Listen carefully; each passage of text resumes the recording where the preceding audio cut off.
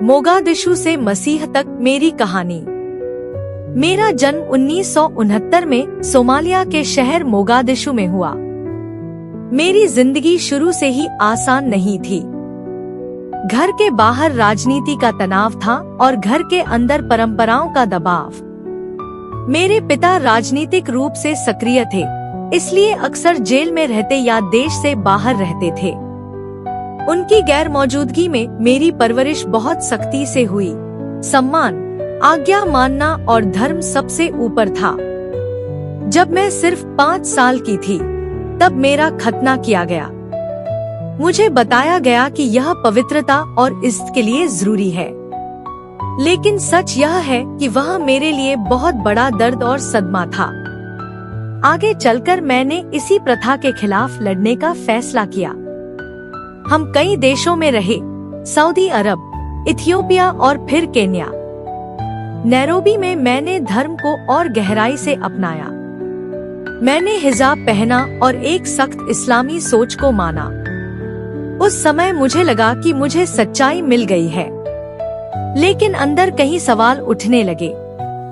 मैं पढ़ना चाहती थी, समझना चाहती थी। जितना ज्यादा सीखा, उतने ज्यादा सवाल आए और मेरी आस्था में दरारें पड़ने लगी। मेरी सबसे बड़ी भागने की कहानी। 1992 में मेरी जिंदगी ने अचानक मोड़ लिया। मेरे परिवार ने मेरी शादी कनाडा में एक ऐसे व्यक्ति से तय कर दी जिसे मैं जानती भी नहीं थी। जर्मनी में फ्लाइट बदलते समय मैंने एक बड़ा फैसला लिया। मैं कनाडा नहीं गई। मैं ट्रेन पकड़कर नीदरलैंड्स चली गई। वहां मैंने शरण मांगी। मैंने अपना नाम बदला। मैंने नई जिंदगी शुरू की। नीदरलैंड्स में मैंने मेहनत की। मैं अनुवादक बनी और उन महिलाओं की मदद करने लगी जो घरेलू हिंसा झेल रही थी। उनकी कहानियां मेरी अपनी कहानी जैसी थी। मैंने पढ़ाई की, राजनीति सीखी और धीरे धीरे मैं धर्म से दूर हो गई। मैंने तर्क और आजादी को अपना रास्ता बना लिया। 2003 में मैं डच संसद की सदस्य बन गई। मैं महिलाओं के अधिकारों और अभिव्यक्ति की स्वतंत्रता के लिए खुलकर बोलने लगी। कुछ लोग मेरा समर्थन करते थे, कुछ मुझसे नाराज थे। हमला और डर का दौर। 2004 में मैंने निर्देशक थियो वैन गोड के साथ मिलकर एक छोटी फिल्म बनाई, सबमिशन। इस फिल्म में मुस्लिम समाज में महिलाओं की स्थिति पर सवाल उठाए गए थे। इसके बाद बहुत बड़ा विवाद हुआ। थियो की हत्या कर दी गई और मुझे भी मारने की धमकी मिली। मेरी जिंदगी पूरी तरह बदल गई। हर समय सुरक्षा, छिपकर रहना, डर के साए में जीना। 2006 में एक राजनीतिक विवाद के बाद मैंने संसद छोड़ दी और अमेरिका चली गई। एक और नई शुरुआत। नास्तिकता से खालीपन तक। अमेरिका में मैं नास्तिक विचारधारा से जुड़ गई। मुझे अक्सर रिचर्ड डॉकिंस और क्रिस्टोफर हिचन्स जैसे लोगों के साथ जोड़ा जाता था। मैंने धर्म की आलोचना की। मैंने कहा कि तर्क ही सबसे बड़ा सच है। लेकिन धीरे धीरे मुझे एक कमी महसूस होने लगी।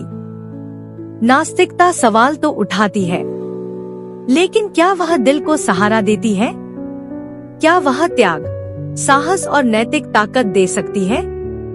मैंने देखा कि जिन मूल्यों के लिए मैं लड़ रही थी, जैसे इंसानी गरिमा, बराबरी, अभिव्यक्ति की आजादी, वे कहीं न कहीं ईसाई परंपरा से जुड़े हुए थे।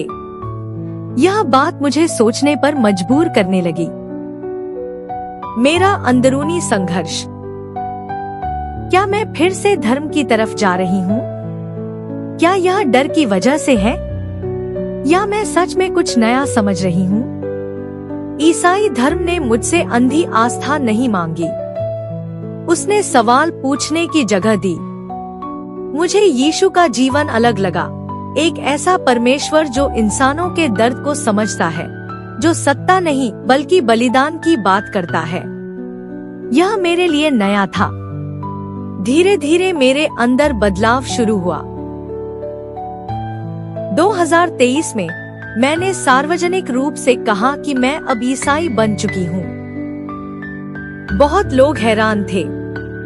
कुछ ने कहा कि यह राजनीति है, कुछ ने कहा कि मैं फिर बदल गई। लेकिन मेरे लिए यह कोई दिखावा नहीं था। यह मेरे जीवन का एक और सच्चा मोड़ था। सोमालिया छोड़ने से मैंने अपना देश खोया। इस्लाम छोड़ने से मैंने सुरक्षा खोई। कट्टरता के खिलाफ बोलने से मैंने दोस्तों को खोया और अपनी जान खतरे में डाली। नास्तिकता छोड़ने से मैंने अपने बौद्धिक साथी खो दिए। लेकिन मैंने एक बात सीखी, लोगों की मंजूरी से बनी पहचान कमजोर होती है, सच पर खड़ी पहचान मजबूत होती है। आज मेरे लिए ईसाई धर्म किसी समूह की पहचान नहीं है।